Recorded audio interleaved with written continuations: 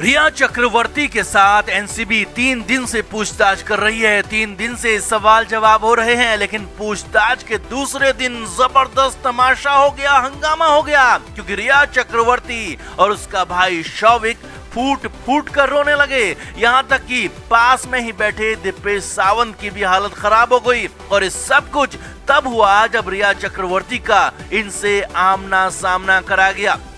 रिया पहले से ही दफ्तर में मौजूद थी और कुर्सी पर बैठाकर उससे पूछताछ चल रही थी। और इसी दौरान शौविक, दीपेश और मिरांडा को लाया गया।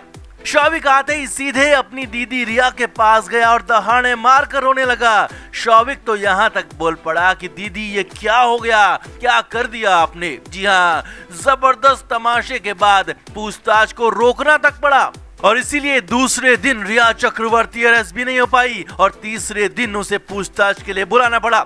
तो क्या हुआ एनसीबी ऑफिस में, कैसे रोने लगे शौविक और रिया, शौविक ने क्या कहा, रिया ने क्या कहा और दीपेश ने क्या किया, सब कुछ आपको बताते हैं। आप इस वीडियो को शेयर करें और ज्यादा से ज्यादा लोगों तक पहुंचाएं और सुशांत की मुहिम को किसी भी हाल में न छोड़ें।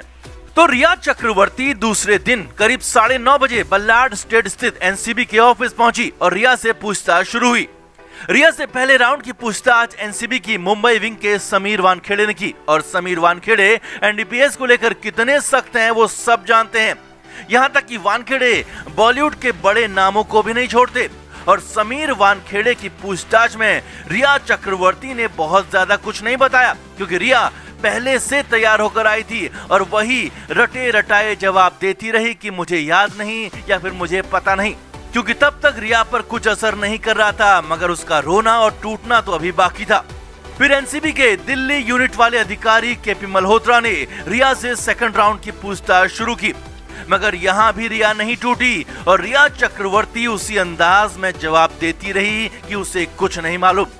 लेकिन इसके बाद एनसीबी ने रिया पर बड़ा दांव खेला और रिया को साफ साफ कहा कि अगर वो कुछ नहीं बोली तो इस पूरे गैंग का सरगना शौविक माना जाएगा और फिर शौविक और रिया को कोई नहीं बचा पाएगा। अब इसके बाद रिया ने कुछ खुलासे किए जो हमने आपको पहले भी बताया कि रिया ने बताया कि हाँ, वो डग लेती थी, शौविक और मिरांडा से मंगवाती थी। सुशांत को भी रिया ने डग देने की बात मानी और यहाँ तक कि बॉलीवुड के 19 बड़े नाम भी रिया चक्रवर्ती ने लिए। और इसके बाद असली तमाशा शुरू हुआ। एनसीबी ने रिया चक्रवर्ती के सामने शौविक, दीपेश सावंत और सैमुअल मिरांडा को इंट्रोड्यूस करा दिया। रिया से जिस कमरे में पूछताछ चल रही थी वहीं शौविक, मिरांडा और दीपेश को लाया गया। अब एनसीबी सूत्रों के मुताबिक रिया चक्रवर्ती कुर्सी पर बैठी हुई थी और रिया के सामने टेबल था और सामने वाली कुर्सी पर एनसीबी अधिकारी बैठे हुए थे। अब ऐसे में जैसे ही शौविक रिया के सामने पहुंचा तो वो फूट फूट कर रोने लगा। 23 साल का शौविक, जी हाँ, सिर्फ 23 साल का शौविक शायद रिया जितना चालाक नहीं होगा और इमोशनल होकर टूटने लगा।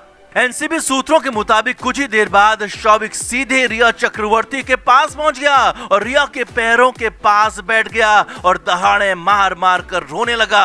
और शौविक को रोता देख रिया चक्रवर्ती भी बुरी तरह से टूट गई और रिया भी रोने लगी। दोनों ने एक दूसरे को पकड़ लिया। अब फिर देखिए क्या हुआ। एनसीबी सूत्रों के मुताबिक शौविक बोलने लगा कि दीदी ये क्या हो गया, दीदी आपने ये क्या कर दिया और ऐसा क्यों कर दिया।